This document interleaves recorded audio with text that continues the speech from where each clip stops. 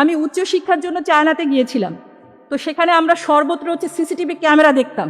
তো আমরা মজা করে বলতাম চাইনিজরা ক্যামেরার ভয়ে সৎ।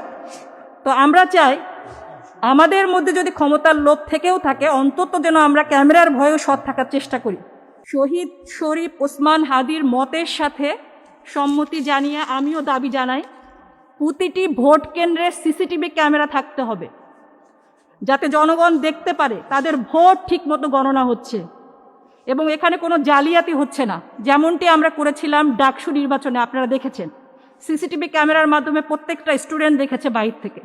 এটা আমরা নিশ্চিত করতে চাই আমাদের জাতীয় নির্বাচনেও। আমরা যদি সৎ না হই, আমাদের রাজনীতিবিদরা যদি সৎ না হন, অন্তত সিসিটিভি ক্যামেরার ভয়ে যেন তারা সৎ থাকে। 1971 সালে আমরা স্বাধীনতা অর্জন করেছি, আবার 2024 সালে আমরা দ্বিতীয় স্বাধীনতা পেয়েছি।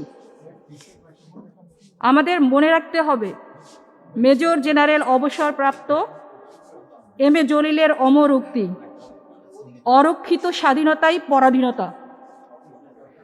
রাষ্ট্রীয় স্বাধীনতা যদি জনগণের রাজনৈতিক অধিকার, অর্থনৈতিক ন্যায় বিচার এবং জাতীয় সার্বভৌমত্ব রক্ষায় ব্যর্থ হয়, তবে সেই স্বাধীনতা কার্যত পরাধীনতা। আজ আমরা 24-এর সহস্র শহীদের রক্তের উপর দাঁড়িয়ে নতুন বাংলাদেশের কথা বলছি, স্বপ্ন দেখছি। এটা শুধু স্বপ্ন নয়, এটা শুধু স্লোগান নয়, এটা আমাদের দায়িত্ব। এজন্যই আমরা চাই সুষ্ঠু নির্বাচন, কারণ সুষ্ঠু নির্বাচন ছাড়া গণতন্ত্র কেবল খোলস। আমরা চাই যোগ্য নেতৃত্ব, কারণ অযোগ্য নেতৃত্ব জাতির সম্ভাবনাকে শৃঙ্খলিত করে, আর যোগ্য নেতৃত্ব সেই শৃঙ্খলা ভেঙে দেয়। ইতিহাস আমাদের শিখিয়েছে, the ballot is stronger than the bullet. ভোটই হচ্ছে একটি জাতির প্রকৃত শক্তি, অস্ত্র নয়। এখন সুষ্ঠু নির্বাচন বলতে আমরা কি বুঝি? সুষ্ঠু নির্বাচন মানে শুধু একটি দিনের আনুষ্ঠানিকতা নয়, এখানে জনগণের ইচ্ছার প্রতিফলন হতে হবে। এটি রাষ্ট্রের নৈতিক বৈধতা এবং ভবিষ্যতের দিক নির্দেশনা প্রদান করবে। মনে রাখতে হবে আমাদের, জনগণের সম্মতি ছাড়া ক্ষমতা কখনোই ন্যায়সঙ্গত হতে পারে না। তাই শুধু নির্বাচন হলেই হবে না, নির্বাচন হতে হবে অবাধ, নিরপেক্ষ এবং ভয়মুক্ত। Democracy is not just the right to vote, it is the right to live with dignity. যেখানে ভোট দেওয়ার অধিকার আছে কিন্তু মর্যাদা নাই, সেখানে গণতন্ত্র অপূর্ণ। আমরা মর্যাদার সাথে আমাদের ইচ্ছার প্রতিফলন ঘটাতে চাই নির্বাচনে। তাই সুষ্ঠু নির্বাচনের জন্য যদি আমি সাম আপ করি, আমরা কি চাই? আইনের শাসন চাই, স্বাধীন ও নিরপেক্ষ নির্বাচনী প্রতিষ্ঠান চাই, ভয়মুক্ত পরিবেশ চাই, সমান সুযোগ থাকতে হবে সব দলের, স্বচ্ছতা এবং জবাবদিহিতা নিশ্চিত করতে হবে। এগুলো কোনো পক্ষের দাবি নয়, এগুলো হচ্ছে আমাদের জাতির অধিকার।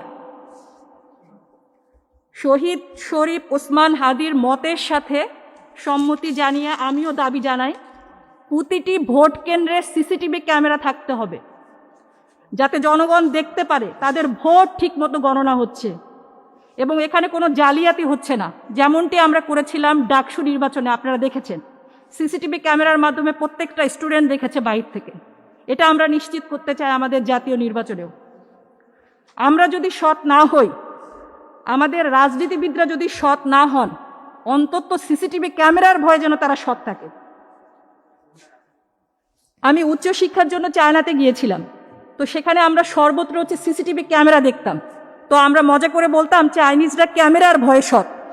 তো আমরা চাই আমাদের মধ্যে যদি ক্ষমতার লোভ থেকেও থাকে, অন্তত যেন আমরা ক্যামেরার ভয়েও সৎ থাকার চেষ্টা করি।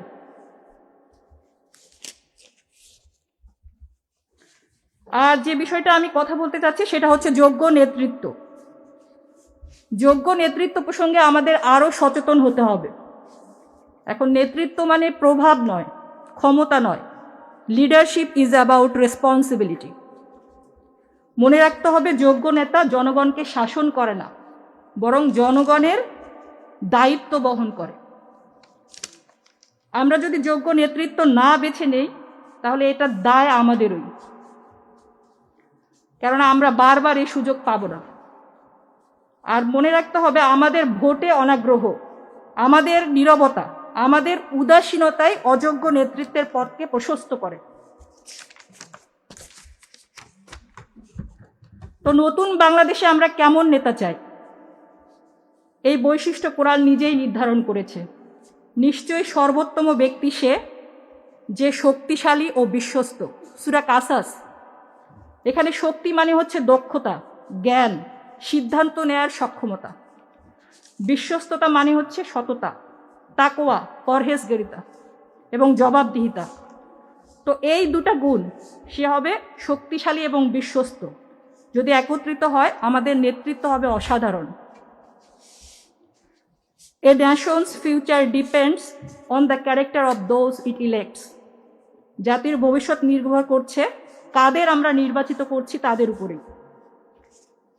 আর সবশেষে মিডিয়ার ভাইদের মাধ্যমে আমি একটা অনুরোধ রাখতে চাই, এটা বাংলাদেশের রাজনৈতিক দলগুলোর প্রতি, বাংলাদেশের জাতীয় নেতৃবৃন্দের প্রতি। চলুন দল মতের ঊর্ধ্বে